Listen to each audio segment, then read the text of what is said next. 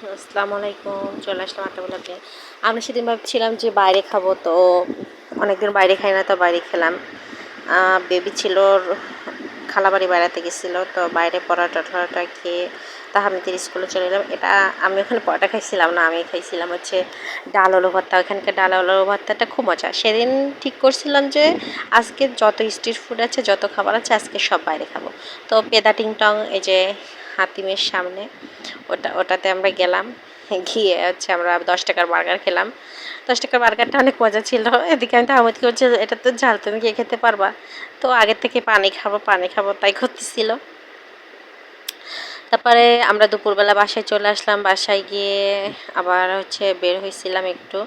ওই যে আমার একটা ছোট বোনের হচ্ছে হোস্টেলে পরিবর্তন, সেই ভিডিওটা আমি দিব।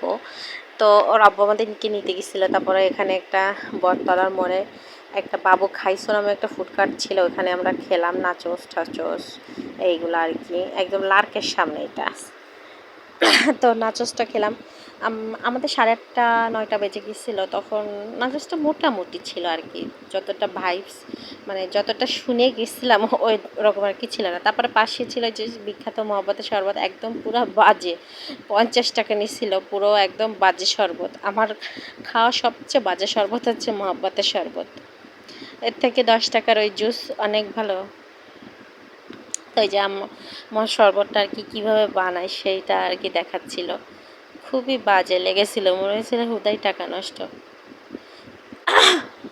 তারপর ওর থেকে ওই যে 10 টাকার লেবু শরবত বিক্রি করে, অনেক ভালো।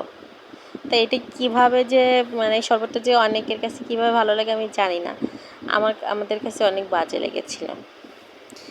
তো তারপর হচ্ছে আমি আর কি ভিডিও করছিলাম যে কীভাবে আর কি বানাই, সেটা আর কি দেখাচ্ছিলাম।